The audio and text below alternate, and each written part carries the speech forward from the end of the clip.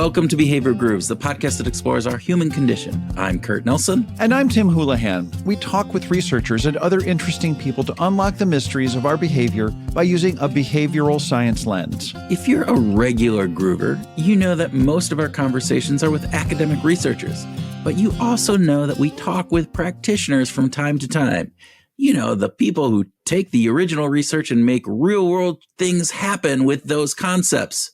Kind of like Tim, you and me. Yeah, it is us. And we think that practitioners, at least every now and then, kind of get the short end of the stick. So over the next few months, we're going to be highlighting some practitioner stories that we think are particularly interesting. And we're going to get started with Becky Frayer. Becky's got a great work history at two major corporations, Procter & Gamble and Allstate Insurance. In both of those companies, she was the leader of the behavioral science teams. She grew the size of the teams and the work they did by consistently demonstrating value in what behavioral science could do, and in part because of her incredible passion for that subject. Now, over the years, she was involved in hundreds of cool projects, but she always had to make sure that her team's work applied to the business. Yeah, that's a really good point, Kurt. She doesn't have a PhD in psychology or a related discipline, but she told us that over time she discovered that she was really good at translating the science from sheer learning into something that the business could use. And that's really important. She honed these skills of translating science into practice over time, and that became the focal point of a lot of her work. Yeah, and combined with her curiosity, this love for translating science is the heart of her career and her success in applying behavioral science as a practitioner. So we talked with her about how to build a team, how to find and enlist confederates who would help her along the journey, and how to build a practice of behavioral science inside a big company. She also shared some important tips based on her years of experience in this field for how to engage an organization with behavioral science and how to make behavioral science meaningful to her clients. Yeah, those internal clients. It's all right. So Groovers, we hope that you sit back and relax with a full pint of practitioner's brew and enjoy our conversation with Becky Frayer.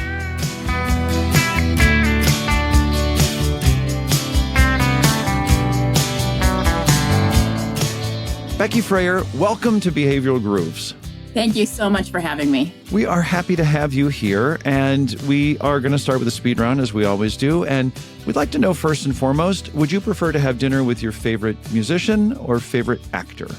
Oh, gosh. Can I say I'd rather have dinner with my family? Yes,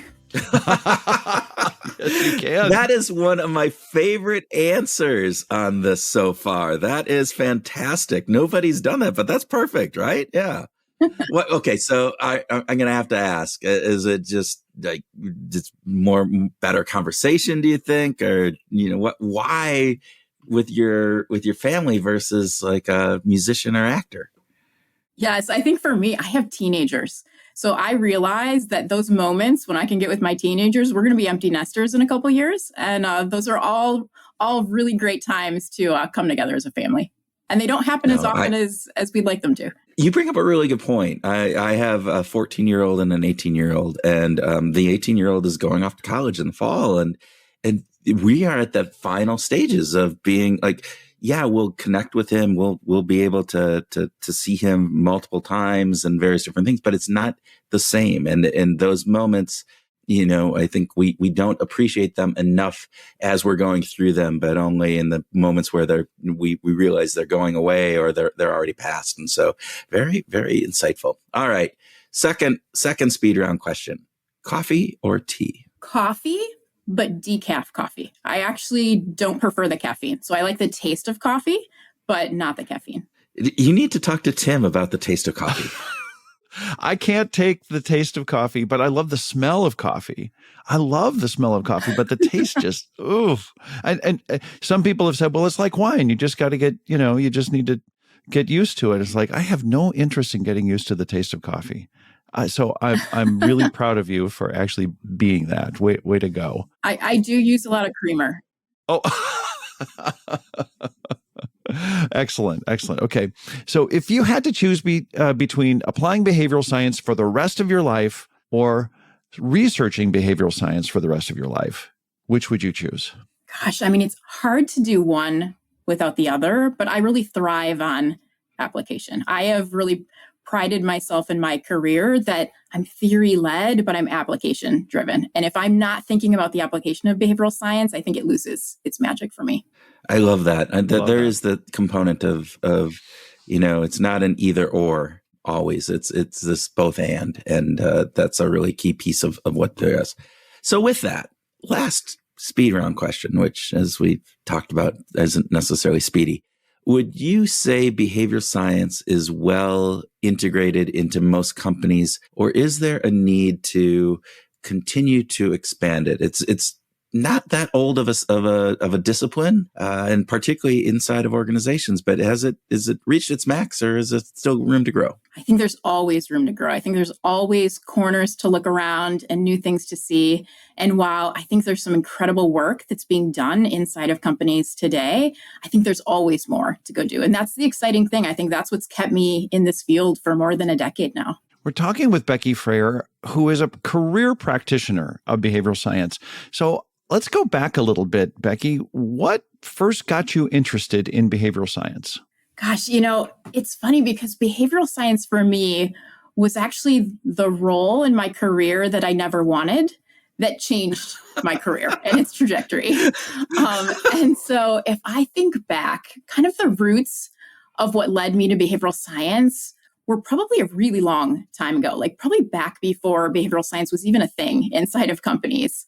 And it probably happened without me knowing it. So probably in the late 90s, when I was starting my career, I was working in a field called package development on a pharmaceutical business. And the company was creating and using something that was called pass-through packaging. So it's the kind of thing where when you go to the pharmacy and you pick up your medicine, instead of it coming in an amber vial, you get the package that the manufacturer has made and they put a label on it. And so what you receive at home is what the manufacturer made. And that's pharmaceutical packaging that I was working on. And part of the requirements for pass-through packaging in pharmaceuticals are that it passes what's called a child-resistant, senior-friendly kind of testing protocol.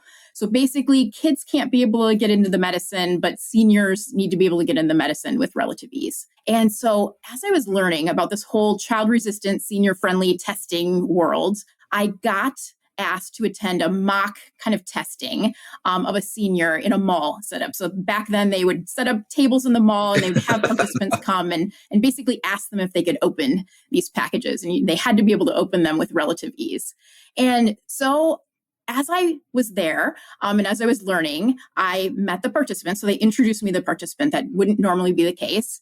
And presumably the person who was going to undergo the testing thought that maybe I had been the one that had made the package that they were supposed to be opening. You were the designer. You were the creator. And I was brand new. I was probably a couple weeks on the job. I had not made that package. I was just there observing and learning. And what the package was it was a blister package. So the kind of thing for medicine where you peel off the paper on the back and then you push the pill through the foil to reveal the medicine. That was what was being tested, and I was observing. And the senior that I was observing, because presumably she thought I had made the package, probably wasn't paying as much attention as she could have or should have. And she didn't read the directions. And so she didn't peel back the paper on the medicine at all to reveal the foil that made it really easy to push the pill through. In fact, she just pushed with all her might on that blister, pushed that pill right through the paper. Like grunting was involved actually in this effort. It was rather difficult for her. And because she had done it that way, like the pill flew out of the pack onto the table, like actually landed on the mall floor. And I could tell that this was an extremely difficult experience for her. But the way that the protocol works is at the end of a senior being able to open the package, a moderator asks them to rate how easy or how difficult was the package to open. And she glanced in my direction, again, thinking maybe that I was the one who might have made this package that she just opened. And she answered like, well, it was easy. And I knew that it wasn't easy. And for me, that was probably the first moment in a business setting where I realized that what people say and what people do and how they behave can be wildly different. And that was a big opener for me. It probably wasn't enough to get me started learning about behavioral science. Like I said, it really wasn't a big thing inside of companies at that time. but it did get me into the consumer insights field, which is actually kind of my pathway into behavioral science. I'm curious about your curiosity. I think whether or not it was your upbringing or whether it's just part of the gene pool, you had some kind of native curiosity about this, right? You saw this as something that just didn't make sense to you. How old were you when you had this experience? Do you mind if I ask? So when I first realized I was curious and kind of wanting to learn about other things, I probably have always been like that. I loved school. I loved learning new things. Like I said, this kind of experience in the mall with the package. I was brand new in my career. I was in my early 20s, just starting out in my career. Yeah. And I think for me, just, learning is something that I feel like I'm a lifelong learner. I have a sign in my office that says, keep learning new stuff. And so I think that kind of speaks to the spirit of curiosity and just kind of being open to learning and seeing the world in new ways. So one of the things you said in the response to the first question was that behavioral science wasn't the job that you didn't want that then changed the trajectory of your career. So what was your first behavioral science, and I put in air quotes for all of our listeners who can't see, what was the first behavioral science job that you had? And I'm assuming that it wasn't, or it might have been born out of the consumer insights piece, but probably wasn't directly with the consumer insights, or maybe I'm wrong. I don't know. Yeah. So, up until then, my career took me from kind of the packaging discipline in research and development to analytics and insights, kind of the insights function. Yep. I got my MBA. And kind of along the way, I was returning from a maternity leave. I just had my second child and I needed a new assignment in the role that I was in. And the large company that I was working for had a new startup group called Behavioral Science Innovation. And so it was one of the roles that was open to me upon returning. And I really wasn't sure that was I thought it was interesting that could be a job, but there was another job I really wanted more. But I found myself actually in that behavioral science innovation role. I don't have a PhD in psychology. I didn't even have much psychology experience coming in. But I found myself sitting in this behavioral science innovation role. And I didn't really like it at first, to be honest. When I joined, I found that once I started learning behavioral science, it really challenged assumptions that I had about brand building and consumer decision making, and even made me realize that probably things that had made me successful in my career up until that point weren't really reflective of the way that consumers make decisions. And so I had known in my career that people who said they would definitely buy on a Likert scale wouldn't always be the people who definitely would buy, but I never really questioned all of those things until I started learning behavioral science. And so that was what kind of helped me find my way into behavioral sciences. It was a role. I wasn't really sure I wanted it. I found myself in it. And I had to work my way through kind of what that meant to learn that instead of people thinking, acting, and feeling, turn that on its head. Like people actually feel things, we take action, and we might not or might not think about it later. Yeah, I find it fascinating when you talk about not feeling like this was even it when you got I'm not really sure about this. And it kind of parlays, I think, into organizations in general, even trying to, we need to bring behavioral science in because it's the in thing, or different pieces, and maybe not necessarily appreciating the value it gets. And then, as you said, it can question some of the decisions that you made, which makes it even tougher for some potential leaders to embrace the behavioral science piece. So, with that, what kind of insights did you take about your journey of going from maybe not skeptic is probably too big of a word, but going from, all right, this is a stepping stone to, wow, I really am embracing this. And what kind of insights can you bring to the table from that? Yeah, I think, one of the experiences I remember having actually early when I joined the behavioral science team was I was invited to go observe some shopper research that was happening. And the way that it worked was people were shopping in kind of a mock simulated grocery store, and they would have their shopping experience. We would kind of be observing that process. And then a moderator would ask somebody about their shopping experience. And I had just joined the behavioral science team. This was the first time I kind of had these new behavioral science eyes going into consumer research. And what we watched is we watched a consumer go shopping, and then they were asked questions. And during the question part, the shopper said the shopping experience was easy. And what many people had missed that I had seen kind of with my new behavioral science eyes was that the person who was shopping kind of took a step back with her cart and kind of rolled it backwards to kind of find what she was looking for on the shelf. And the experience might not have been as easy as she said it was. And it really made me start falling in love with the behavioral science field. I realized it was almost like, it's kind of like if you haven't had glasses and you get glasses for the first time, like you didn't really realize like how you weren't seeing the world clearly. And then all of a sudden it seems so much more clear. And I think for me, that was maybe, in my behavioral science days, kind of some of the early parts of what made me fall in love with the field. And it also, reminded me, and it's when I remembered kind of that experience I had had more than a decade prior of observing that person in the mall trying to push that pill through the package. It kind of all started to fit together for me. And isn't it interesting that you were working for a very large, very successful consumer packaged goods product manufacturer? And here they are, world class in many, many ways. And yet you, with this new lens, if we'll take the metaphor just a little bit further, are seeing the world so differently than what the experts in the field were doing. When we talked before, Becky, you kind of talked about businesses not always being in touch. Was this kind of did you notice this disconnect between, wait a minute, these guys are the pros. How are they not seeing this really, important activity and behavior in this shopper? Yeah, I think for me, because I've come from a career where I'm always learning new things and I've been part of organizations and cultures that are always striving to learn more and more and more, I saw it as kind of a way of, we knew the best that we knew at the time. And we just were starting to learn more things that built on the knowledge that we already had and just helped us kind of take that learning that we had and maybe the ability to get insights just to that next level. So it was really just part of the journey of insights and really truly understanding that consumer experience so that we can better meet their needs. Yeah.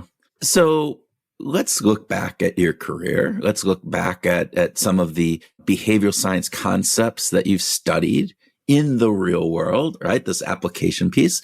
Can you tell us what are some things that you looked at, that you've studied, that maybe you can share with some of our listeners? What are some of those pieces? Yes. I think the one piece that comes up over and over and over again in the work that I do, and probably even people who are brand new to behavioral science, I think the biggest aha that they have is just kind of the underlying premise that we all think much less than we think we do. And there's so much about that Wow. is pervasive then in what it means to really meet people's needs. If you work for a company that's trying to serve others, how do you keep that in mind in the way that you show up in the products and the services that you provide? So I think, for me, one of the themes that comes up a lot is just how much as human beings we gravitate to what's familiar. And so when it comes to a product or a service, making sure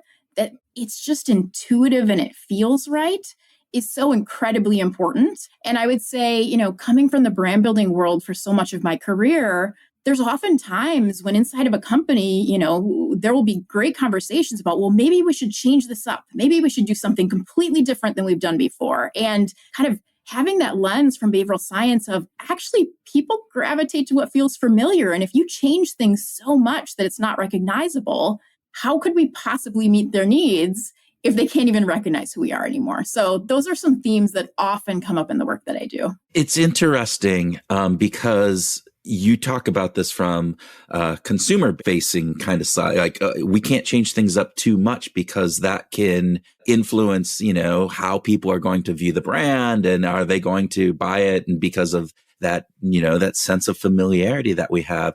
The work that I do and Tim does also is like working inside of organizations often. And the same thing occurs there where you get a new leader in or something and they just want to blow everything up and change it.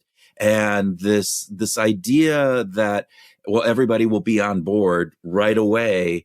And that it's, we'll just snap and boom, everything will change is so pervasive. And yet it's so contrary to actually what happens, I think is really important. And I love the concept of just the idea that we don't think, well, how did you say that? We don't think that we think is the same amount that we had. I'll go back and listen to it, but that was fantastic as you go forward. So thank you. Let's also, thinking back, I like this sort of frame that Kurt has brought up here. And I wanted to talk about what were the things that you started thinking about when you were building a team. We have a lot of practitioners who are listeners.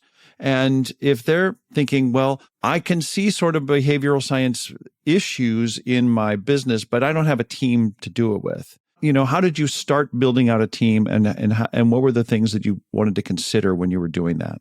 Yes. I mean, I think there's lots of different ways that behavioral science can come to life inside of companies. Some of them have formal team structures, some of them don't. What I found in my personal experience as I think about building capability for behavioral science is there's some successful characteristics of people who I've seen that do this really well. And it's not something that any one person needs to be, but surrounding yourself with other people that are like this tends to be kind of the thing that helps grow that capability. And I think at the top of my list is curiosity. Finding people that are curious about the world, that can envision a future kind of through the lens of behavioral science for decision making is something that I found in anybody that I've worked with in behavioral science that kind of has that spark. Is we're all curious about seeing the world in a different kind of way. And so that's one of the skills that I see in some really successful behavioral scientists that I've worked with in the past. I think the other thing, particularly inside of companies, this is incredibly important, is really being in touch with business needs and the application. It really all starts with the business need and understanding what that is. And oftentimes that's rooted in some sort of, consumer or customer need or goal. And being in touch with that is incredibly important. Behavioral science is the enabler, but the business and meeting the needs of the people that we serve is really the driver of all of this.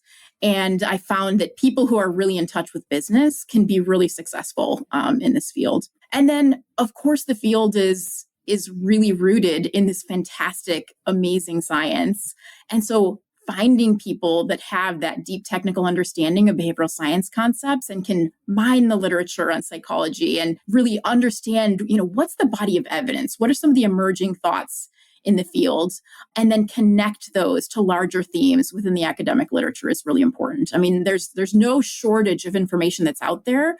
It's really important to be able to look, though, through that and find what the common themes are. And those are some really important characteristics. And then finding people who can connect those things together, use the science as a foundation, really think about that through an applied lens, and then use it to collaborate with each other is really important as we think about future solutions. Because inside of companies, there's so much that gets done that's central to collaboration. And whether it's behavioral scientists with business people, whether it's bringing together a team that has different strengths that come together, are all really, important parts of kind of building that capability. And again, like I said, it doesn't necessarily have to be a formal team.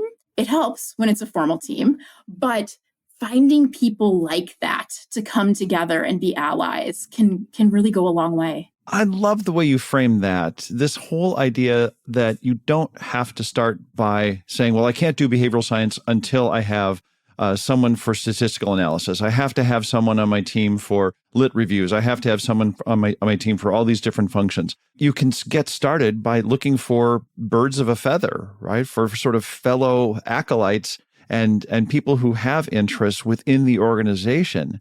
And how did you do that? How do you, I'm thinking about our listeners who are like, God, I love behavioral science. I'd love to apply it, but I'm not sure how to find those people. Yes. I think for me, a lot of this starts with kind of networking and finding those allies within the organization. So having a vision is, I think, a really important start, is like, what's kind of the spark of what you're trying to achieve, and also creating a story around that. I've definitely created lots of behavioral science stories in organizations to help kind of garner like interest. And those stories are always leading with kind of business first, and use common language also, like find language that's relatable to those around you can be really important to driving behavioral science. But finding kind of, doing lots of networking inside of a company of people who have jobs that are very, very different than your own can be really important in helping kind of drive that, learn about what their problems are, and then find them as allies,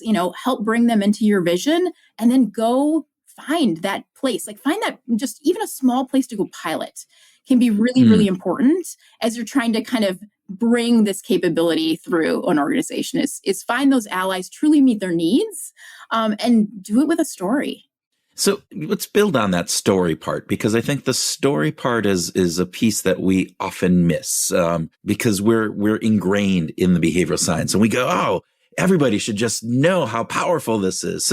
So help me understand, how do you convey the story? What does the story talk about, and particularly with senior leadership, because those are often the people that we are trying to convince or say, hey, give us the opportunity to show you. But what does the story look like? What do we say to those people who might not have as deep of understanding of behavioral science, or maybe even some skepticism or some cynicism around it? Yeah, I think that's great, and it's so important. First of all, the story needs to be about them. So it's not necessarily a story about behavioral science for the sake of doing behavioral science and why that's so important and educating them on why behavioral science is so important. It's really a story about them and how behavioral science can help them achieve their goals. And so typically when I tell these stories, I'll certainly start with what is behavioral science, because I never want people to make the wrong assumptions about what it is. And honestly, over the past decade, people have talked about behavioral science in so many different ways that there's probably some different pieces of information. And so I try to ground kind of my leadership stakeholders in what do we mean when we say behavioral science? Why is it so relevant to a business? And share some even external examples of why things are relevant. And then if we've done pilots, start to share some of those success stories. I think it's important even early on to try to find what some of those success stories are, to be able to talk about them and continue to talk about them. And then also be clear, what kind of opportunities are we looking for? Because behavioral science can be aimed in lots of different ways. And sometimes when we try to do too much too fast, that's when a lot of leadership stakeholders will say, hey, listen, this is just too much to take on. But what kinds of opportunities are we looking for to make a difference? And those can sometimes be some of the best ways to tell the story, to really get that, yes, let's go try that. Let's go, especially in the beginning, let's go figure this out. What would you want to share with practitioners, people who are trying to get their journey going? What do you think would be a couple of tips that you could pass on to them to help them in their getting started in applying behavioral science story themselves? Yes, I think the biggest thing that I've learned along the way that I still try to do to this day is, and it starts from really trying to, learn and understand kind of who your stakeholders are and what's motivating them, is get inside their mental frameworks. It's really important to get inside their mental frameworks, acknowledge what they already know today, and then take what they know today and use behavioral science and just stretch that a little bit. We don't want to smash people's mental frameworks. We want to stretch their mental frameworks, especially if we want to get a yes to come along on that journey. So that's been an important part of what I would say has helped me in building behavioral science capability inside of companies, is just getting inside people's mental frameworks, stretching from the inside out.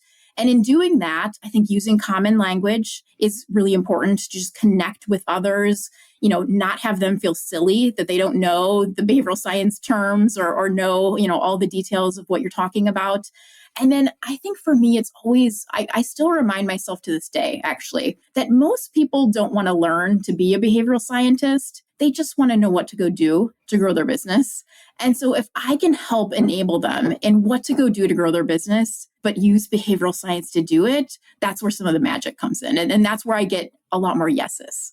That is right there, magic, right? That the idea that most people, they don't want to become a behavioral scientist. It might be interesting, but I don't need to learn all the science, but help me achieve what I need to achieve. And if you do it with behavioral science, fantastic. That's great. I love that part. And I think it's really valuable insight for myself, as well as hopefully some of our listeners. I'm actually really interested, Becky, in what were some of the challenges that you have faced in bringing this behavioral science inside? Because you've worked in some, as you said, large organizations, bringing a behavioral science team into this. What are the pushbacks? What are the roadblocks? Where did you face challenges? And what was surprising? I mean, obviously, some of those challenges are probably anticipated ones, but probably some others weren't. And do you have any insights that we can share with us about that? Yes, I think, along the way, there's a few things that kind of come up as like things that can happen early, and then also things that you always kind of need to be aware of along the way. Because even if you're several years into applying behavioral science, there's always kind of those like sticky places where it's like, gosh, like they didn't pick up on that idea as quickly as I wanted them to, or gosh, I wanted to expand, what we're doing here, and they're just not with us yet. And so I think some of the things that can happen, and in some ways, I think it's kind of one of the beautiful things about behavioral science, and maybe sometimes one of the watch outs, is because behavioral science, when you really start to unlock and tell stories about, how we think a lot less than we think we do, and what drives decision making, people can pick up on those concepts. They can be fairly relatable. And so what sometimes happens that can be a good thing and a bad thing at the same time is you kind of can sometimes be met with this mindset of, well, we're already doing it. We did it. We did that thing that, we did on that pilot. We got it. We're good now. We're good to go. And I think that can sometimes be a challenge to overcome, because the reality of behavioral science, and I think, Tim and Kurt, you've been in this for a long time like me, the journey never ends. And there's always more to learn. There's always new things to explore. And so, I've sometimes been reminded in behavioral science of the Dunning-Kruger effect, where sometimes when you know a little bit, like you're the most confident that you know how to apply it.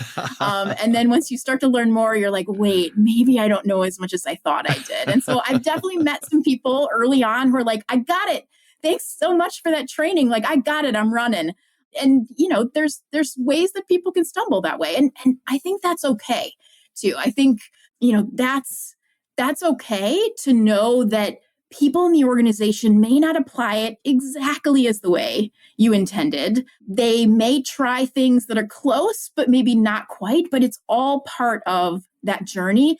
And it's also okay for behavioral science to become and feel bigger than you. In fact, that's probably the goal a lot of us have, is if people could only apply behavioral science, if people, like us who think about behavioral science all the time, do, like, gosh, it would be so limiting to an organization if that was the only way that they could apply behavioral science. And so I would say that's something to think about as kind of what could even be a mental barrier that we have as behavioral scientists to overcome in driving behavioral science in an organization. That is so beautifully said, Becky. Thank you for sharing that. It's really important to be reminded of all those things. And I hope our listeners are taking some good thoughts away from that. Becky, where do you think corporations or businesses need to go with behavioral science?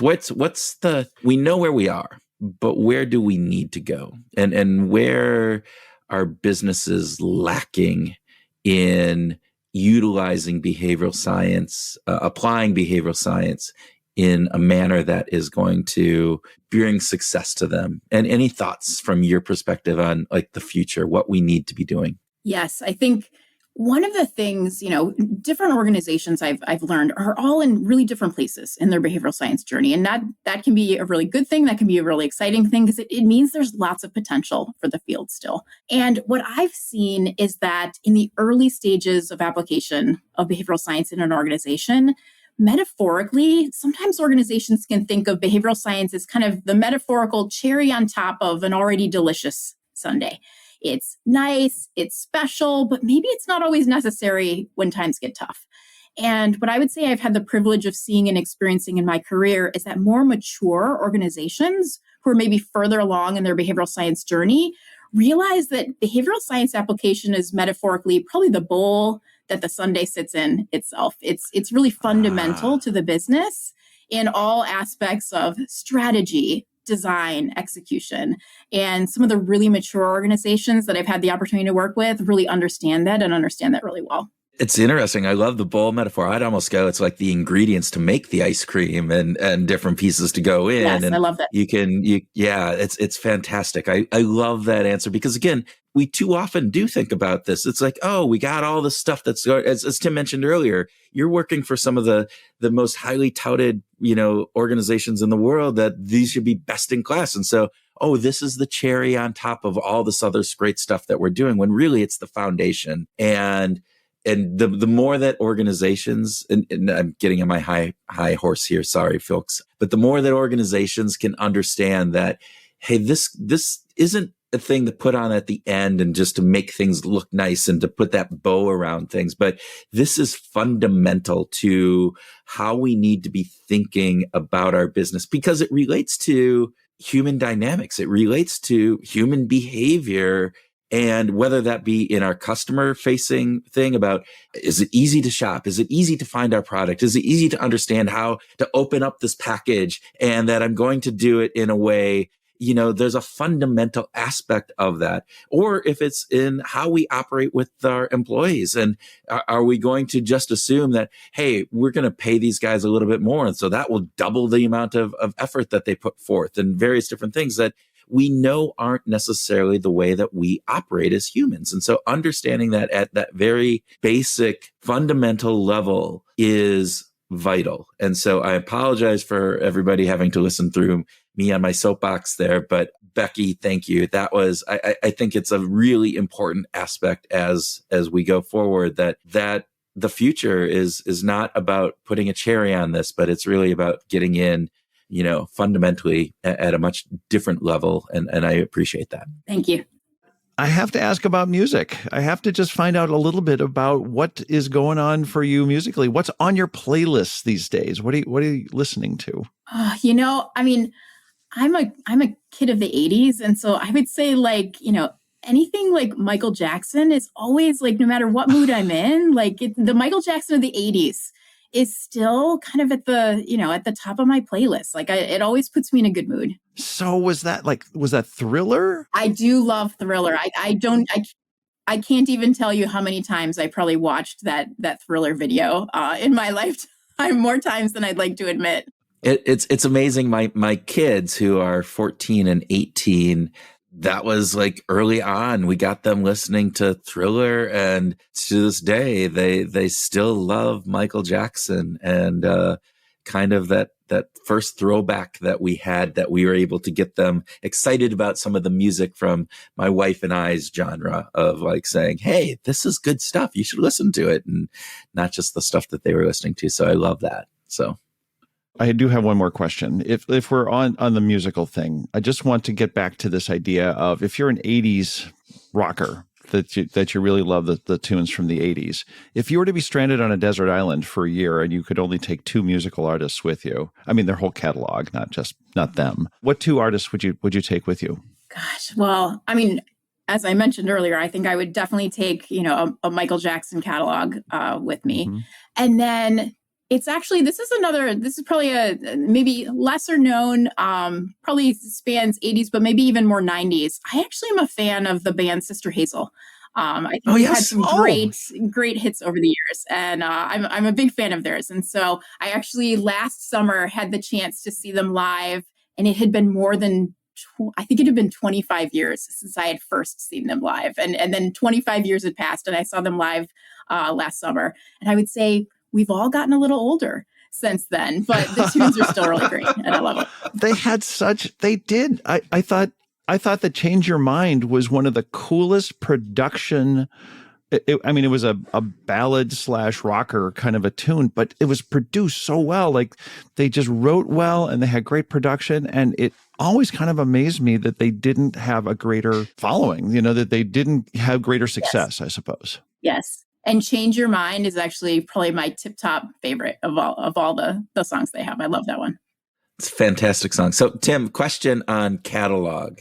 So, Michael Jackson, does that include all of the Jackson 5 catalog then as well? Because he was a part of that. And does it include like his collaborations with Paul McCartney? Does the catalog, is that everything that I think Michael it should. touched? I think it should definitely include all the Jackson 5 stuff, because I couldn't imagine Michael Jackson without I Want You Back. You just can't have a Michael Jackson collection without I Want You Back, and not just Paul McCartney, all the work with Quincy Jones, and not just Thriller, but, other subsequent, projects, Stevie Wonder, all those collaborations. I think that you kind of have to go along with everything. I mean, we're not Bach. All right. Well, then that I was wondering, because I think that would, I'd be more likely to do that then if I was to take a Michael Jackson, because of all the collaborations and everything else that he did. So, Becky, thank you. It is absolutely delight to talk with you and to understand, some of the insights that you got from kind of applying behavioral science into real world applications in businesses and organizations. So thank you for being a guest here on Behavioral Grooves. Thank you for having me.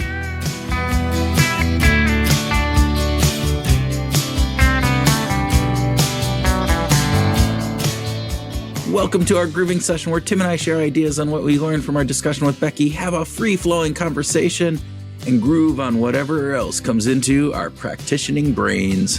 Amen to that. Practicing brains. That's what we got, man. We're practicing. We're actually practitioner. Does that come from practice? Is that the root of that word? Same root, yeah. Wow. Practice meaning we're not perfect yet. Well, we're getting there. We'll never get to perfect, you and I. Lots of other people maybe, but you and I, we're always going to be in the practice squad. There you go. So, Kurt, where should we start our grooving session? What do you think would be an important thing to cover here?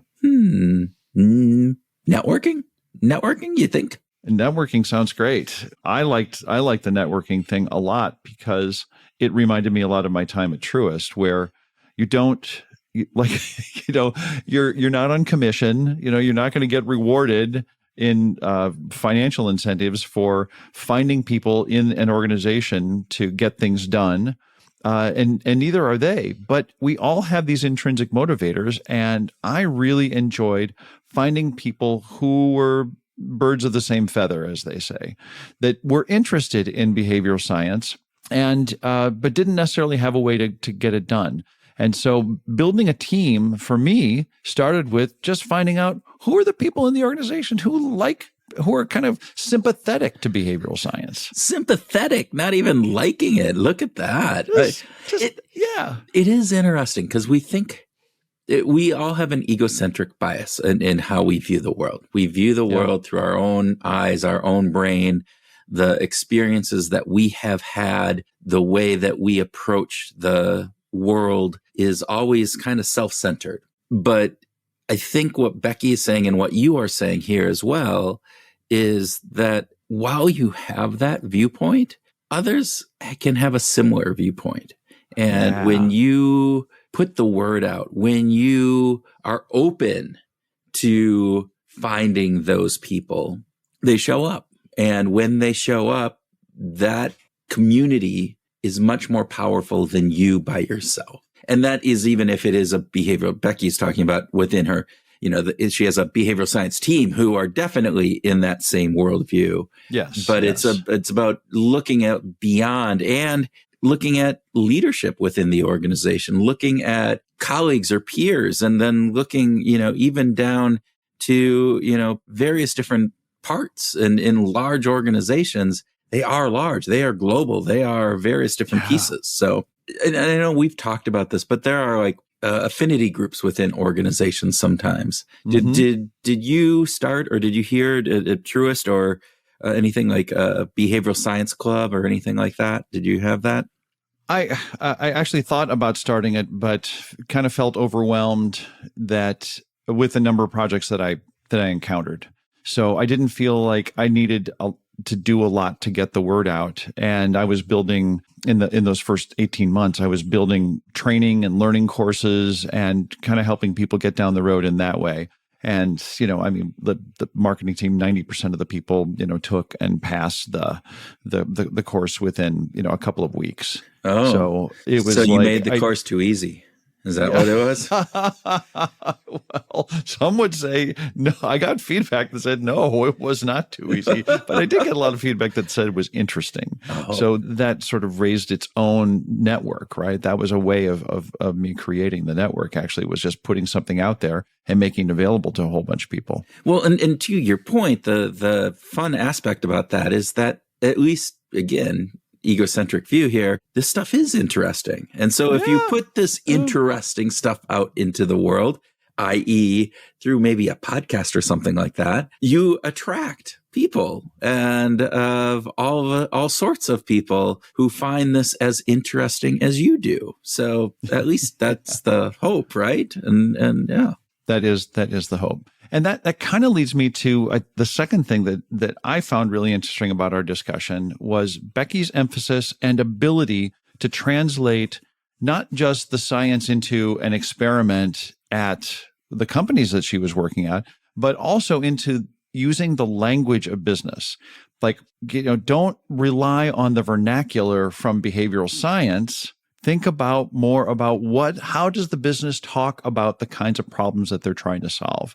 And I thought that she did a really good job about that. Yeah, pilot versus study or experiment, various different pieces. But again, even more so, it's looking at, we're not finding out, this bias is prevalent in our customers or in our employee group, right? Or we might find that interesting. We might find that interesting, but the translating that into the language of business is then saying, and therefore this will impact our bottom line in this way, or our customer satisfaction scores in this manner, or whatever is the business objective. So it's actually taking the insights that we learn from behavioral science, that next level or two levels as it pertains to why do I care as a business? And particularly when communicating and talking with business executives and business leadership, this is a key piece. So if you are working within an organization and you're one of the listeners, one of the many who are trying to bring behavioral science insights into the work that you do, whether that's marketing, UX, HR, whatever, role you're playing, understand that most executives don't give a flying fart. There you go. About, the behavioral science side of things. I mean, they might find it interesting, as we've both said. That's interesting, but then it's the so what question that needs to be answered. And that's the language of business. The language of business is the so what. Okay, great. Our employees aren't extremely motivated by getting an additional amount of cash. I mean, yes, they say it is. And yes, we know that that's what they're asking for. And yes, they know that there is going to be some aspect of that is motivating. But we also know that, hey, understanding that we can increase that motivation by providing meaning inside of their work, by giving them achievement or recognition kind of components, various different aspects along those lines. And then the question is, so what? Well, the so what comes into then how do we engage and motivate people? And what does that do for the business? Having an engaged workforce will do X. And what is that X and all of those factors? So, and to that end, those factors are going to be at least somewhat different from company to company. Oh, they're going to be, yeah. Yeah. So your company might say, we're all about revenue. Another company might say, we're all about deposits. Or another company might say, we're all about profit. Or we want to reduce voluntary attrition. Whatever their their measures are, that's part of the translation process that Becky was so good at. And it's not just company to company or department to department. It is within the same company or department at different points in where they are. I'm working right now with an organization that a year ago, retention wasn't an issue. Now today, retention is an issue. So the language that I am using, and actually even the work that we're doing, is shifting in order to address their basic need at this point. Yeah.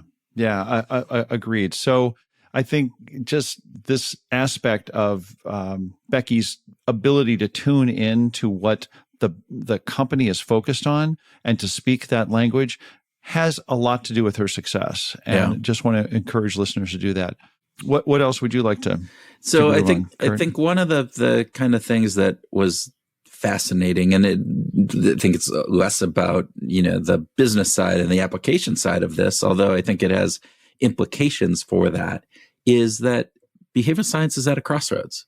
As Becky said, the hype is over. That coming in and saying, oh, we're behavioral science, and we're going, oh, everybody wants that. Yes, so we need to put it in is no longer. Quick, drop everything you're doing. It's the behavioral science team. Yeah. Well, I mean, think about that. You heard all the stories of the the BIT team in the British government, and then they got translated across many different governmental agencies, and everyone had to have one. And then it got into organizations, and organizations have behavioral science teams. That's not the case anymore. It's those are being eliminated, or they're being morphed into others. And so we have to understand how this is fitting in to what we are doing here. I couldn't agree more. I couldn't agree more, Kurt. I think that we're in a place where if the Gartner hype cycle is done, then let's figure out how to make sure that behavioral science is adding value to the business. Right. This, because we're not just, again, this is everything that Becky had to say about speaking the language of the business, using the metrics of the business. Let's actually focus. We need to continue to sharpen our lens on exactly what needs to be done and how we need to do it. That's I think the critical thing. And then I do just have to reiterate one of my favorite lines that Becky said, and I'm going to misquote this, I'm sure, but we think a lot less than we think we do. Oh, yeah. Yes. That for me was, so A, I just love the turn of phrase, but B, there's value in thinking that, or I'm saying that, we think a lot less than we think we do. There's value in having that mind frame. This idea that we think all the time. We think we are rational in that sense. Yeah. That we're actually making decisions, that we're conscious of our decision making too. Yeah. That decision was well thought out. I put a lot of thought into that decision. And this idea that we think a lot less than we think we do, I think is really important. And so we see it often in others, but I think the real power is taking that mirror and using that mirror on ourselves and saying, when did I think that I put all this thought and research into this? And nope, actually, it was just kind of, I'm rationalizing my decision that I made off of this impulsive emotional response that I had in this moment. And now I'm searching for the rationale. I do that all the time. I mean, I'm not. It reminds me of a conversation I had. I don't think it was with behavioral groups, but it was with a very senior behavioral scientist who said, you think that your unconscious isn't driving a lot of what you do? Try driving consciously. Try driving, getting behind the wheel, and think about every move that you make. That will blow you. That, first of all, it will exhaust you, and you won't be very effective. You slip into habits and routines, and the unconscious just takes over. This is how I do it. You could take that same thing for almost any daily activity that we do, right? Eating your food off of a plate. We don't think about cutting for using a fork. I mean, if we consciously thought about what we are doing, it'd be torture. I mean, to a certain degree, because we would get so little done at the end of the day. And to that, I mean, those are things that we have turned over to the automated system that within our brain, the habits and routines section of this. I think that's a really big piece. There's also this other aspect of that comment, though, that I think is really important, is that the decisions that we make, goes back to this rationalizing things away, aren't always well thought out. That we are, or that we are doing a element of motivated reasoning. This idea that I want the answer to be that, so therefore the answer will be that. And find all the evidence, yep. And I will do that, as opposed to thinking and being pragmatic in how we think and making sure we are taking all sides. Again, we've had lots of conversations recently with people who are talking about how we can think better and make the better decisions. And so I think part of that is playing into my mind. So that's so real. That is just so real. These are some of the things that if we slip into the idea, into these fundamental attribution errors and just think, well, everything that I do is good because I worked for it, or that I'm thinking about it, or I made this perfect decision. And if we forego giving at least accommodation to, if not realizing that so much of our life is unconsciously driven, is driven by biases and heuristics, that we lose a lot on the richness of what life could be. Yeah, I think, and how much better it could be. And I can't say anything better than that. So with that, I think we ought to wrap this up. What do you say? I think we should. Which we need to start by thanking Becky as a guest, and of course, all of our listeners for hanging in there in these 400 plus episodes that we've been through. We just want to say thank you to everyone for being a part of the Behavioral Grooves family so far. Yeah. And if you like this or like any of the other work we do, please share it with others. And if you know of people who are trying to apply behavioral science inside of their work, this is a great episode to have them start with. So please share it out there. And with that, we hope you take some of the application of behavioral science into your week and make it so that you can find your group.